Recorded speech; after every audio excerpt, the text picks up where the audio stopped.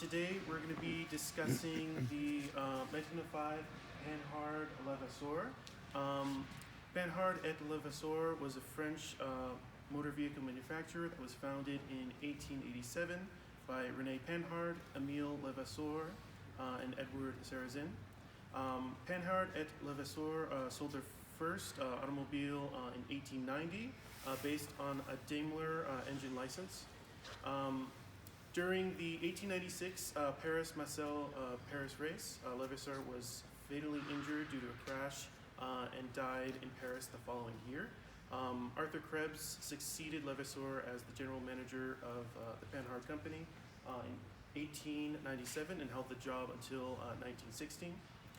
They were a very popular automobile manufacturer company and were in business until the advent of World War I. So this Panhard Levassor is a Type Q custom tourer.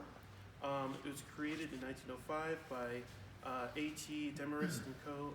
Company of New York, and they were a company of carriage builders. It was created for the 1905 Gordon Bennett Cup. These cups were yearly automotive races that were established by James Gordon Bennett Jr. For racers representing their automobile clubs. These cups were hosted in France, and the racers participated from various countries in Europe, along with the United States. The Gordon Bennett Cup lasted from 1900 to 1905 before discontinuing. And after the 1905 Gordon Bennett Cup, this Panhard Levassor was purchased by an individual client as their personal vehicle. Its sort of origin during that time is a bit unknown, but eventually it came into possession of our collection as a loan in 1979. And the current owner of this Panhard Levassor is Anne Bresnahan, a lifetime member of the museum and the granddaughter of Thomas Watson Jr., one of the founders of our museum. And now I'll hand it over to Warren, our grounds vehicle conservator. Okay, what I've discovered about this car, and I knew very little about it as far as the history and everything, other than what almost any old car guy knows, and that the Panhard company, Panhard and Levassor, were the kind of the Rolls-Royce of France. And they built many, many cars. They built a 1-cylinder, 2-cylinder, 3-cylinder, 4-cylinder. I guess they just jumped over 5 because they had something against 5 and 6-cylinder. All right. The little bit of the information that Jonah had, the information that I found contradicts that. You get to decide what's right or not, although some of the things I found had photographs to prove it. One was the race cars, the Panhard race cars. They were big into racing, but every one I found is a 4-cylinder. I find very, very little evidence in any category about the 6-cylinder Panhards. You just don't find it. If anybody's on the computer or something or digging through the library and comes up with information about the 6-cylinder, let me know, because there's almost none. As a matter of fact, when I do a search online for 6-cylinder Panhard Levassor 1905, the hits that I have, and they're few, just direct me to the 4-cylinder. None of them direct me to the 6-cylinder.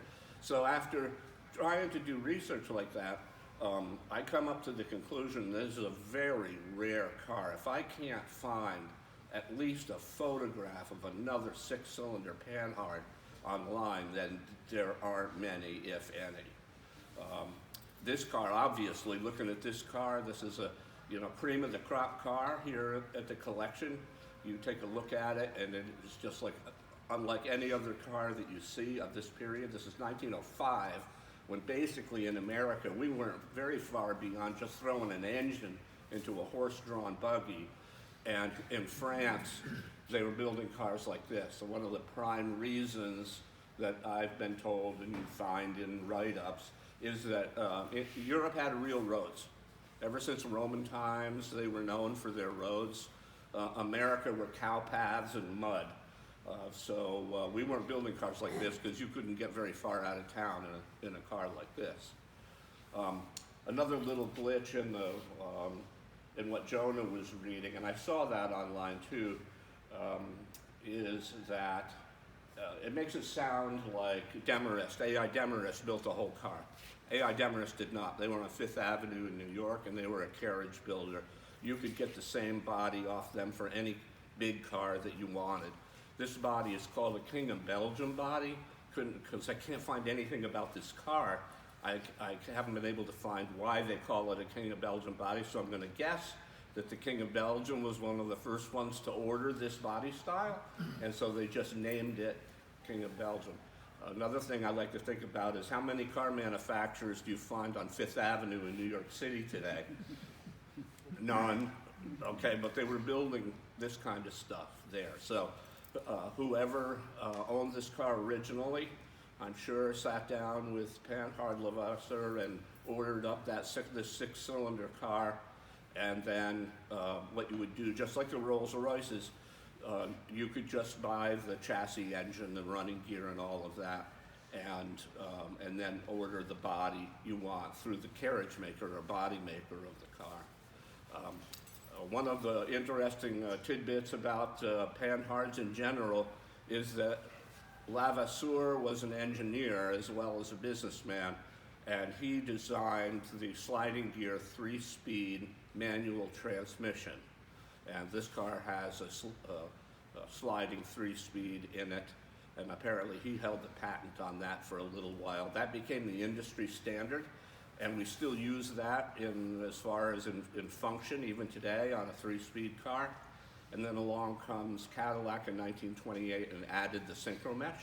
So that was the next step forward in standard transmission for automobiles. It has acetylene gas headlights and kerosene side lights. That was the norm for the time. I doubt if this car ever ran a race. That's my doubt. I just think it was a wealthy family car without knowing any better. And I don't see anything about a 6-cylinder popping up. The engine is built with each cylinder has its own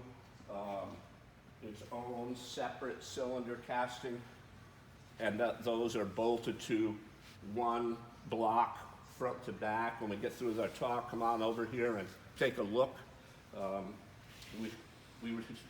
Richard was just looking at this, and he said there's a fan in the flywheel. That's fairly common. There's a fan in the flywheel. There's also a fan right behind the radiator. To add cooling, it's just pulling everything across the engine. This is a blind bore T-head engine. T-head means there's valves on either side of the piston going up and down. That's T-head. L-head would be both valves are beside the cylinder. And like many of the early cars that I've talked about for this one does the same thing. It has drip oiling, and you have to retard the spark. It has a big magneto right here. And maybe I can get Ron back to close the hood up. Do you want to take any more picture of the engine, or can we close the hood? I think you can close that. Okay. Where is Ron? Right here. There he is. Let's close the hood back You need to up. reach that rod too. Put that rod down and it'll go out. Yeah, you can do that. I don't care if it's buckled in. But.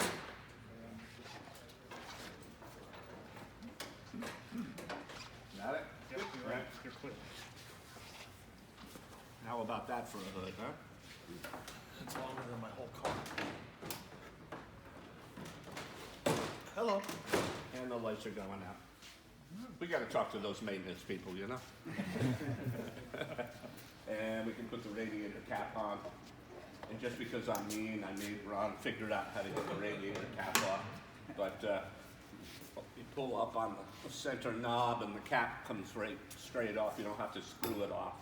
And that's kind of a neat invention. Everybody was trying to do something just a little bit better, a little bit different. Who wants to sit in the driver's seat? Jen does. Jen does?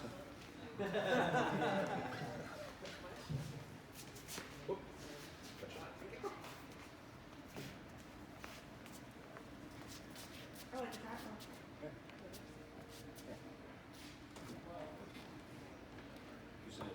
When you sit down, tell me if it's comfortable or not. I mean, no. No? You're being facetious. It's not bad. It's not bad? Where's the gas level?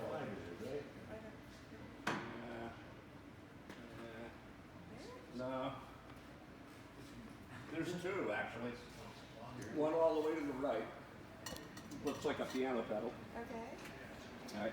And then there's spark advance and throttle are in the middle of the steering wheel. See those two black things in the middle of the steering wheel? Put your hands on them.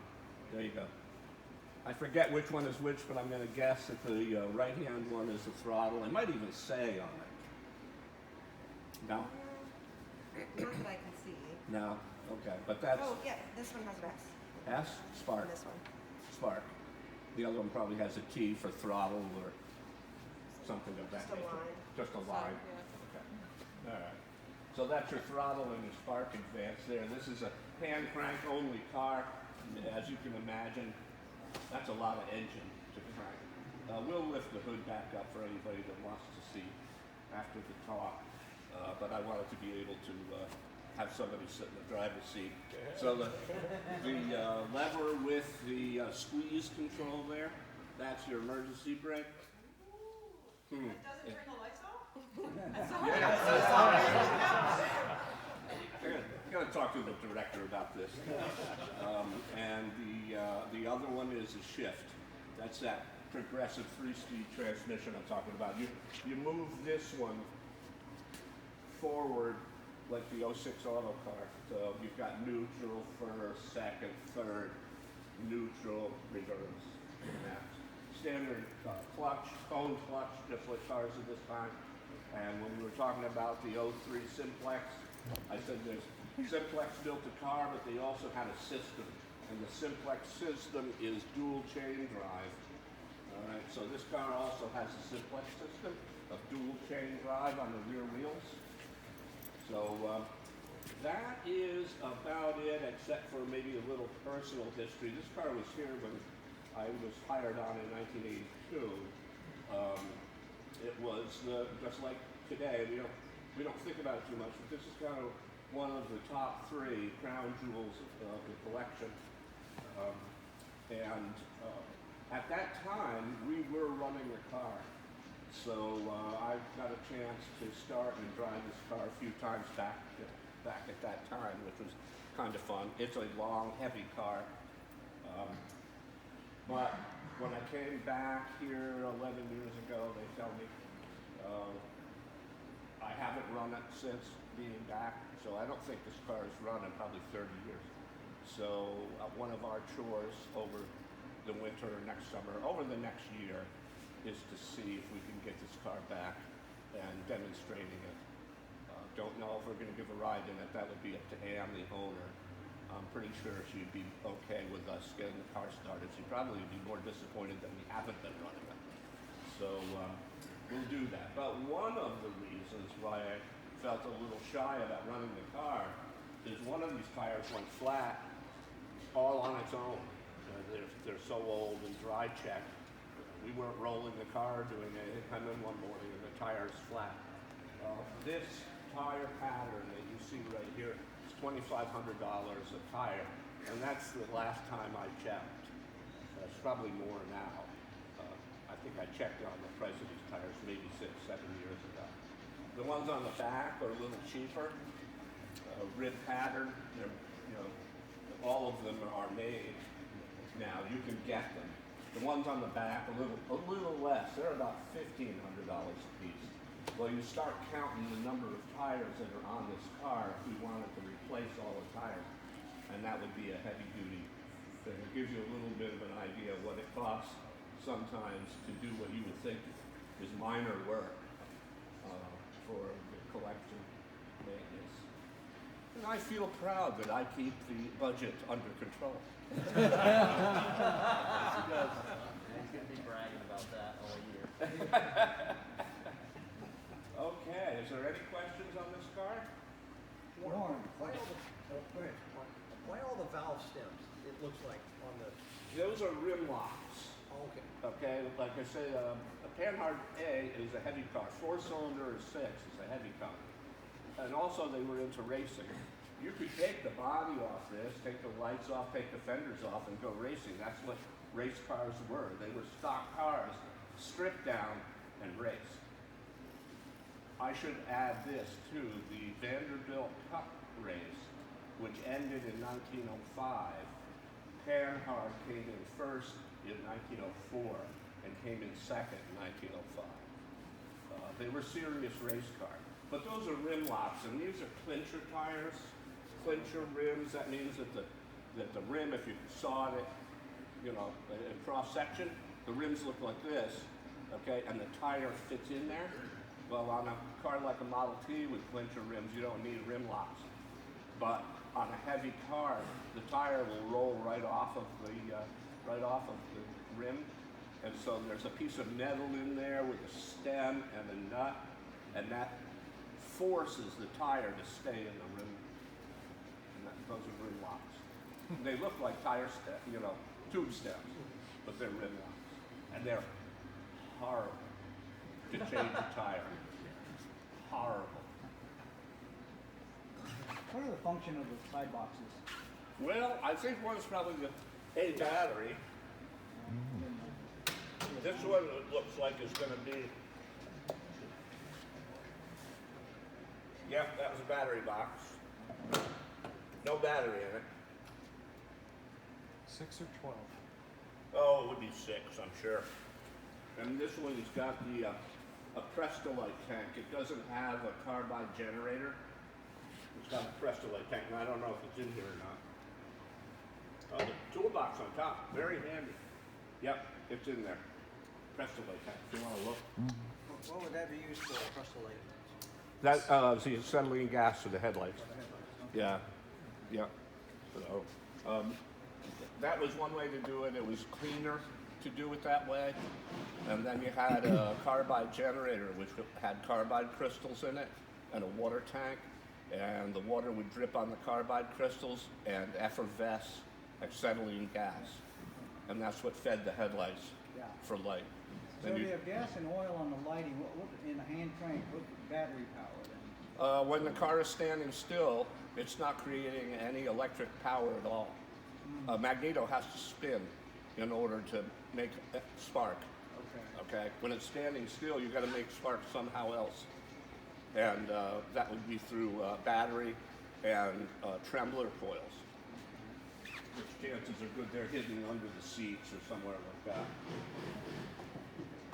That's why, you know, as I teach Model T driving, you turn the switch from battery to magneto. Same thing. You start it on battery because the engine is not turning. Once it's turning, okay, then you swap it over to magneto. There's no generator to recharge batteries. You would replace batteries on those early cars like you put gas in the car. Sooner or later they go dead, you gotta buy new batteries. If you want them to last longer, like on a trip, some of the early cars, Maxwell and some of the less expensive cars, they had, you just ran it on battery, period. And when they go dead, you put new batteries in it. Didn't have a magneto, didn't have a generator. And if you wanted to go a farther distance, you just bought more dry cell batteries, tape them together, hook them up in parallel, and go farther. It's just like putting more gas in your tank. Yeah, it's one of those things. More of a hobby than anything else. Yeah. Cars like this were probably more of a you know, look at me, see who I am, sort of, a statement. Yeah, but another thing that I found interesting, because I didn't follow Panhard history too far, it turns out that they built vehicles up until 2012, when they were bought out by Volvo and I forget who else. Do you remember who else? I don't either. A known Porsche. I think Volvo and Porsche bought them out. But they built trucks. And military vehicles. That's what they built. Any other? Warren, both Renault and this one here, is the color blue significant with the French built cars, or is it just? They must have liked it. I don't know if there's anything significant. Like Henry Ford, any color you want, As long as it's black. Well, he did that because black was cheap and dried fast. Yeah, but blue there might be a reason, but I don't know it. I know the French colors, Right. fleur de lis was blue, and Right. I didn't know if that was indicative to the French. Yeah, their flag is red, white, and blue. Red, white, and blue. The Yeah. fleur de lis is blue. Right. Like that. Right. They're all blue ones. They're all blue bloods. Yeah. The Renault that we talked about last week, that is an original color. I'm going to assume with the kind of work that went into restoring this car, this would be an original color too. It's another thing to look at, the pinstriping and all of the detail work on this car. It's really quite amazing. So I'm glad we had, I got tasked with finding out things. What I found out is there's no information on this car. What would this car have cost new? New? Cost new? I'm going to make a guess. $6 grand? So your average French peasant wouldn't have been able to. No. When you have names like King of Belgian Body, that gives you a hint. Yeah, like a meat cake, exactly. Somewhere, and Jonah's going to be on a search for it, we have a photograph of this car, unrestored, sitting out in somebody's driveway. The photos aren't marked, and here you go. Charlie used to say this place has gravity. Fellow walked in one day, knew we had this car, and gave us these two photographs of this car. I don't know if, this is back in the Ethan days, I don't know if they got his name or not. No, Dick Frazier. Was it Frazier? No, yeah. Okay. Dick had him, and it was 3-4 years ago. Okay. And he didn't know where they were, but it's like in a driveway in a barn, and they're pulling it out. Yeah, yeah. Dick Frazier, for those who don't know, Maine early brass era car collector, and I don't know why I didn't know that. Everybody, well, I know Dick Frazier, but he's a good guy to rib. So, any other questions? Okay, I guess that's it. We'll open the hood again, and Thank you. if you have questions about it. Awesome. Warren, Yeah.